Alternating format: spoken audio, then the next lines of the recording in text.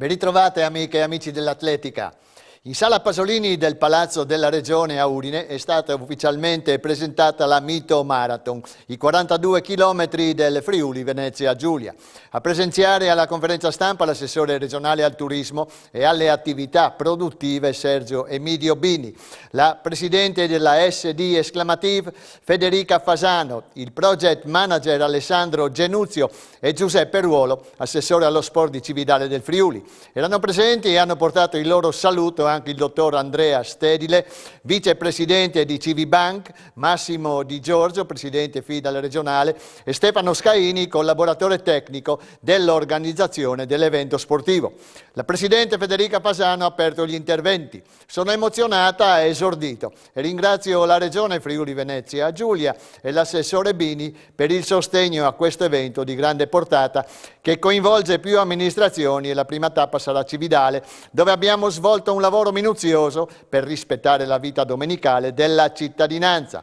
Mito Marathon sarà un volano anche per la promozione turistica, perché abbina allo sport la scoperta del territorio per tutti quei runner che uniscono la corsa al piacere della scoperta. Sarà una manifestazione che farà conoscere il nostro territorio grazie al forte connubio con lo sport, ha detto l'assessore Sergio Emidio Bini.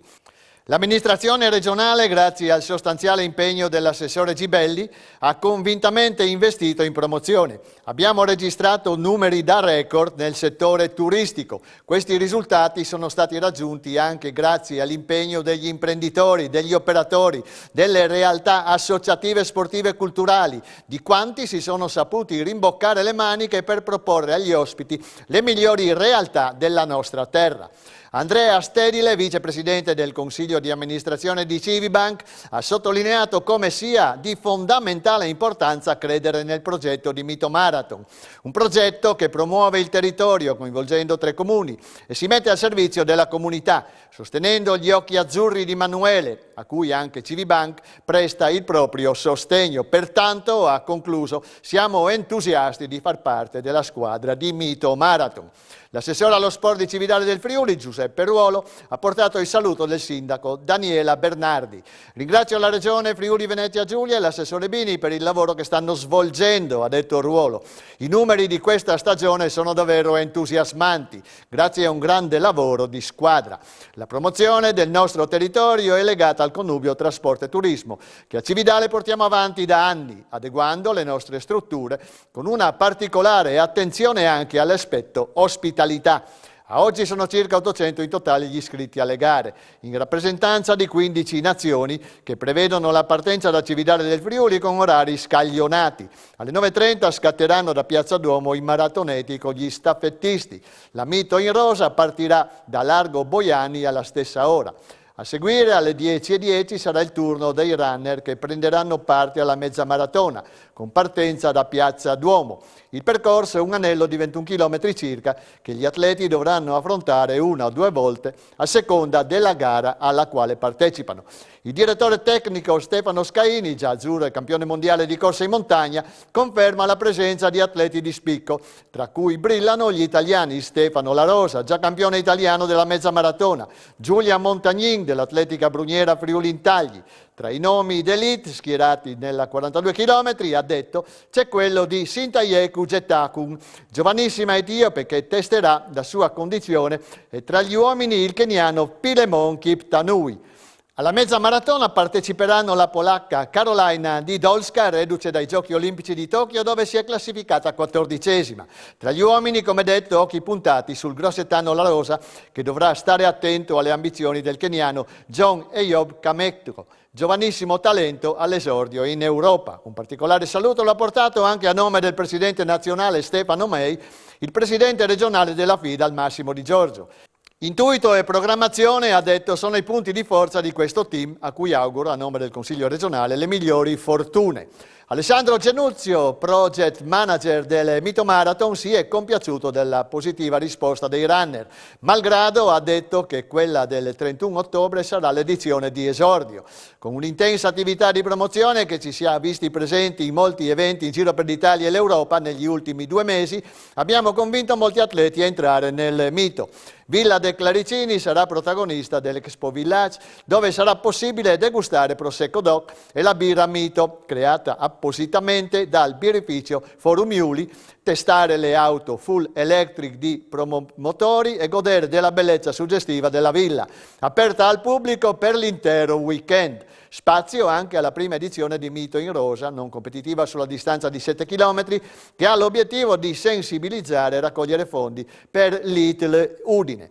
Mito Marathon a Cividale del Friuli rappresenta la prima delle 3 tappe di una maratona itinerante che nel 2022 verrà ospitata da Palmanova e nel 2023 da Aquileia.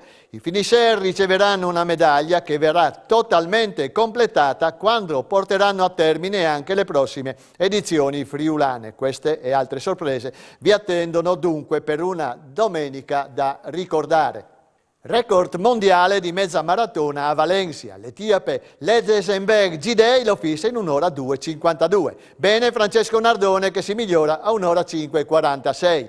Tra i maschi è stato il keniano Abel Kipchumba a vincere in 58,7, una gara fantastica che ha visto ben 10 concorrenti concludere al di sotto dei 60 minuti e dove il primo italiano è stato Cesare Maestri in 1:02:24. Si è difeso bene il fisioterapista Francesco Nardone della Gemona Atletica che si è classificato 52esimo sugli 8.796 classificati con un nuovo primato personale aggiornato a 1:05:46. Con una media di 3 minuti e 7 a chilometro, che fatti i debiti calcoli lo porterebbe oggi ad abbassare il vecchio record regionale dell'ora, che resiste dal 9 aprile 1983 e appartiene a Flavio Pavanello, con 19.334 metri. Insomma, un pensierino potrebbe ben farlo. Più lontano invece è quello sulla mezza maratona, stabilito lo scorso anno da Neca Crippa, Trieste Atletica, in 1:03:23. E ora la parola a Greta Iuri con le ultime notizie. Sentiamo. Domenica scorsa a Forni di Sopra si è disputata la 5ª edizione del Trail delle Malghe, in una mattinata splendida e con 148 classificati. Perfettamente organizzata dalla GS Stella Alpina di Remo Neukom, la corsa di 15 km con 1200 metri di dislivello su un fantastico percorso immerso nella natura è partita dalla piazza centrale di Forni di Sopra per salire sui sentieri e piste forestali fino alle malghe Tragonia, Tartoi e Varmost, per poi scendere all'arrivo nuovamente in piazza centrale. Grande agonismo e vincitori illustri hanno onorato questa edizione. Il venzonese Tiziano Moia, Gemona Atletica, e la bellunese Martina Darin Zanco, Atletica Dolomiti, hanno un palmares, in modo particolare Moia, di tutto rispetto in campo nazionale. Moia, fuoriclasse delle vertical, sia qui a Forni che in altre roccheforti alpine italiane, è la campione uscente e naturalmente il favorito numero 1 al successo e non ha deluso, vincendo per distacco in 1:30:42.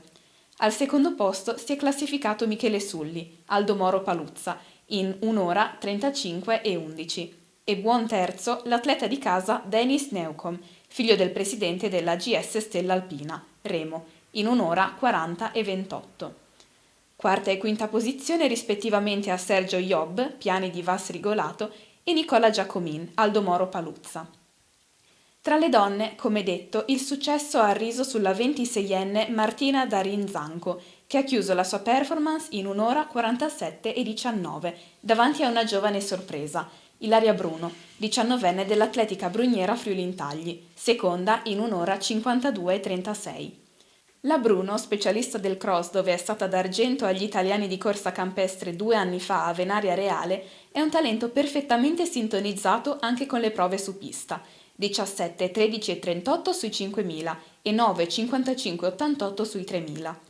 Detiene anche i primati regionali categoria lieve dei 3.000, 10, 09 e 70 e dei 20 minuti di corsa, 5.569 metri. Per lei, un'estemporanea e spensierata sortita di fine stagione, perché altri sono i suoi reali obiettivi del prossimo anno, a cominciare dalla stagione di corsa campestre. Il bronzo è andato a Carla Spangaro, polisportiva Timau Cleulis, atleta perfettamente attrezzata per questa disciplina, che aveva vinto le ultime 3 edizioni del Trail delle Malghe prima del lockdown e che ha concluso in 1 ora 57,48. La squadra di casa si è fatto onore anche tra le donne, con il 4° posto di Michaela Mazzucca, che ha portato a termine la sua fatica in 2 ore e 11. Nella categoria over 50 successi di Flavio Cescutti, individuale, e di Cristina Candotti, GS Stella Alpina. Nella over 60 vittorie di Fabio Paolini, individuale, e Marina Music, GS Natisone. Lunedì 1 novembre ritorna la Faedis Canebola. Eccola di nuovo. Dopo un anno di stop, l'atletica buia Treppo Grande di Moreno Molaro si rimette in campo e lo fa organizzando, in collaborazione con la FIDAL, la 38esima edizione della Faedis Canebola, corsa in salita sulla distanza di 7.750 metri per tutte le categorie assolute e master della FIDAL che abbiano compiuto i 16 anni e gli atleti stranieri in possesso di run card. Nel corso degli anni la Faedis Canebola è diventata la passerella finale della stagione agonistica in un periodo di metà autunno, dove gli appuntamenti più importanti sono quasi tutti alle spalle. Questo particolare tipo di gara, che a inizio anni 80 in Friuli stava prendendo forma affiancandosi alla Carraria Castelmonte Carraria e alla Campeggio Valle, ha resistito bene all'usura del tempo, mantenendo il format originale. È stata abbandonata infatti soltanto la partenza a cronometro, preferendo adottare quella in linea. Le iscrizioni dovranno essere effettuate entro le ore 12 di giovedì 28 ottobre sul sito della FIDAL. I possessori di run card e gli stranieri dovranno inviare la richiesta di iscrizione tramite email entro mercoledì 27 ottobre all'indirizzo che avete visto scorrere in sovraimpressione. Non saranno accettate le iscrizioni il giorno della manifestazione e al ritiro del pettorale bisognerà firmare l'autocertificazione e presentare il Green Pass. Fino a 500 metri dopo la partenza sarà obbligatorio indossare la mascherina. Ecco il programma. Dalle 7:30 perfezionamento iscrizioni e consegna pettorali in piazza Faedis. Partenza alle 9 e premiazioni alle 11:30. L'ultima edizione vide i successi di Steve Bibalo, sportiamo, in campo maschile con il tempo di 31,49. Tra le donne si affermò la sua compagna Erika Franzolini, bruniera Friulintagli, in 38,50. Chiudiamo l'odierna puntata segnalandovi che domenica 31 ottobre a Magnano in Riviera è in programma la 22esima Marcia Internazionale delle Castagne. È questo uno degli appuntamenti autunnali più affascinanti per gli amanti delle manifestazioni ludico-motorie della FIASP di Udine. La marcia, organizzata dall'ASD Maratonina Magnano con la collaborazione della squadra volontaria antincendio, propone percorsi di 3, 6 e 12 chilometri. Il ritrovo per le iscrizioni è in piazza Ferdinando Urli, con partenze libere dalle 8:30 alle 10:30. Sarà applicato il protocollo di regolamentazione delle misure di contrasto e contenimento della diffusione del Covid-19, che tutti i concorrenti saranno chiamati a rispettare. E questo è tutto, grazie per il fedele e cortese ascolto, arrivederci alla prossima settimana.